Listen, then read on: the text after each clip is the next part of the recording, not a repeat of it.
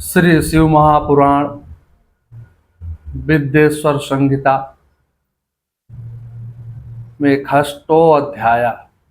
छठे अध्याय में ब्रह्मा और विष्णु से के भयंकर युद्ध को देख करके देवताओं का कैलाश शिखर पर गमन।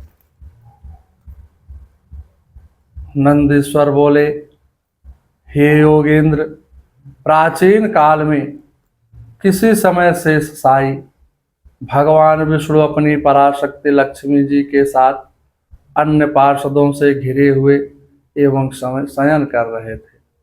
उसी समय ब्रह्मा वेताओं में श्रेष्ठ ब्रह्मा जी अपनी इच्छा से वहां आकर के उन परम सुंदर कमल नेत्र भगवान विष्णु से पूछा, तुम कौन हो जो मुझे आया देख करके उद्यत पुरुष के समान सो रहे हो? हे वश, उठो और यहाँ अपने प्रभु को देखो। जो पुरुष अपने को श्रेष्ठ गुरुजन को आया हुआ देख करके उद्धत के समान आचरण करता है, उस मूर्ख गुरुद्रोही के लिए प्रायश्चित विधान किया गया है। इस प्रकार से ब्रह्मा भगवान विष्णु से कहते हैं, आगत्यम गुरुम आराध्यम दृष्टम योदित्वाचरेत द्रोहीण तस्य मूढ़स्य प्रायश्चितम विधीयते। ब्रह्मा के इस वचन को सुनकर के भगवान क्रोधित होने पर भी बाहर से शांत दिखाई दे रहे थे। भगवान विष्णु बोले, हे पुत्र, तुम्हारा कल्याण हो, तुम्हारा स्वागत है। आओ इस आसन पर बैठो। तुम्हारे मुखमंडल से व्यग्रता प्रदर्शित हो रही है, तुम्हारे नेत्र भी भाव सूचित कर रहे हैं। ब्रह्मा जी कहने लगे, हे पुत्र, हे विष्णु, काल के प्रभाव से तुम्हें बहुत सा अभिमान हो गया है, इसलिए हे पुत्र, मैं जगत का पितामह हूँ और तुम्हारा रक्षक हूँ। वत्सं विष्णो महानागातं कालवेगता पितामहस्य जगता पाता शातो वत्सका मतसस्तं जगदस्तं हस्तं मनुष्ये त्वं हि चोरवात् मन्यभि कमला जातं पुत्रस्तं भावसे वृथा। इस प्रकार ब्रह्मा जी के कहने पर भगवान विष्णु जी कहते हैं, हे वत्स, यह जगत मुझ में ही स्थित है। तुम केवल चोर के समान दूसरे की संपत्ति को व्यर्थ ही मानते हो। तुम मेरे नाभि कमल से ही उत्पन्न हुए हो, तुम मेरे पुत्र हो, तुम तो व्यर्थ बातें कर रहे हो। तो नंदकेश्वर महाराज जी कहते हैं, हे मुनि लोग, उस समय वह अजन्मा ब्रह्मा और विष्णु मोहवश मैं श्रेष्ठ हूँ, मैं स्वामी हूँ, तुम नहीं, एक दूसरे को इस प्रकार से कहने लगे। इस प्रकार बोलते बोलते परस्पर एक दूसरे को मारने की इच्छा से युद्ध करने के लिए उद्यत हो गए। हंस और गरुड़ आसन पर सवार होकर के दोनों वीर ब्रह्मा और विष्णु युद्ध करने लगे। तब ब्रह्मा और विष्णु के गण भी परस्पर युद्ध करने लगे। यो युद्धाते आमरो वीरो हंस पक्षेन्द्रवाहनो वैरांचम वैश्रोश्रय मिथ्यो युद्धदा। उस समय में सभी देवगण उस परम अद्भुत युद्ध को देखने की इच्छा से विमान पर चढ़कर वहां पहुंच गए जहां युद्ध हो रहा था। वहां आकर आकाश में अवस्थित होकर के पुष्प की वृष्टि करते हुए वह युद्ध देखने लगे। गरुड़ वाहन पर भगवान विष्णु ने क्रुद्ध होकर के ब्रह्मा के वक्षस्थल पर अनेक प्रकार के असंख्य दुस्सह बाणों का, अस्त्रों का प्रहार किया।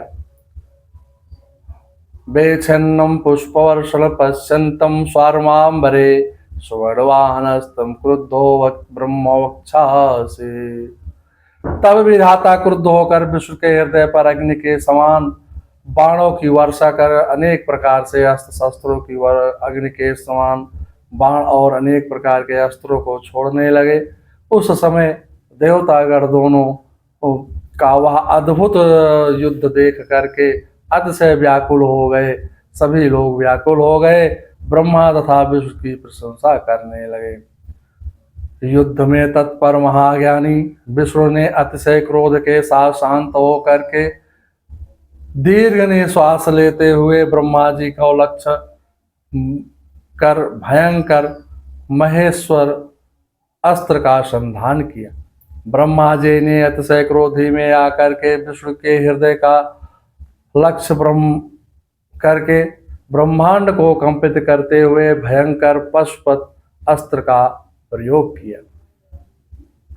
ब्रह्मा और विष्णु के सूर्य के समान हजारों मुख वाले अत्यंत उग्र तथा प्रचंड आदि के समान भयंकर दोनों अस्त्र आकाश में प्रकट हो गए। इस प्रकार ब्रह्मा और विष्णु आपस में भयंकर युद्ध होने लगा। हे तात, उस युद्ध को देख करके सभी देवतागण व्याकुल होकर के परस्पर कहने लगे, जिसके द्वारा सृष्टि स्थित प्रलय तिरोभाव का अनुग्रह होता है और जिसको कृपा के बिना इस भूमंडल पर अपनी इच्छा से एक दृढ़ का भी विनाश करने में कोई समर्थ नहीं है, उस त्रिशूलधारी ब्रह्म स्वरूप महेश्वर को नमस्कार है। श्रेष्ठ में स्थित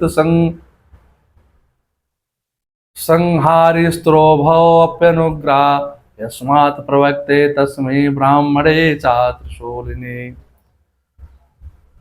इतदेवा भयं कृत्वा विचिन्त्यं शिवक्षयं जम्बो कैलास शिखरम यत्रासे चंद्रशेखरा। तब सब देवता भयभीत हो करके इस प्रकार सोचते हुए चंद्रशेखर माहेश्वर जहाँ पर विराजमान थे उस शिव स्थान कैलाश शिखर पर गए।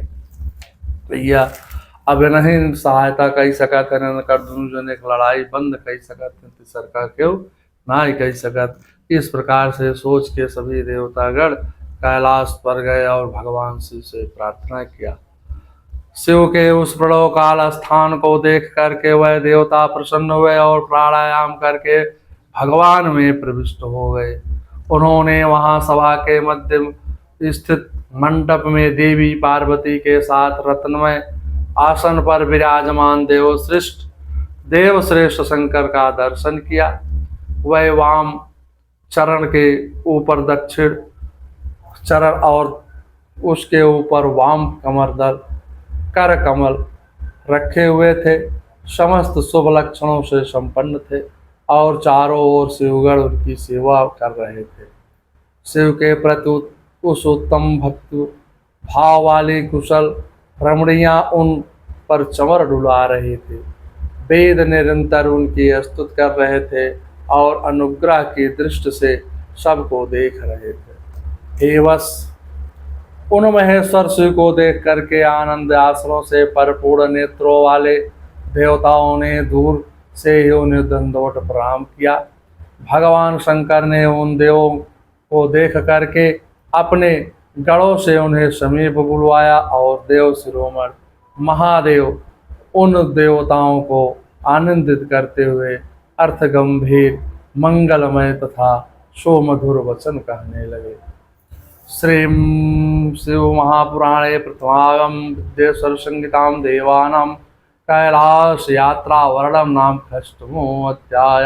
नमः।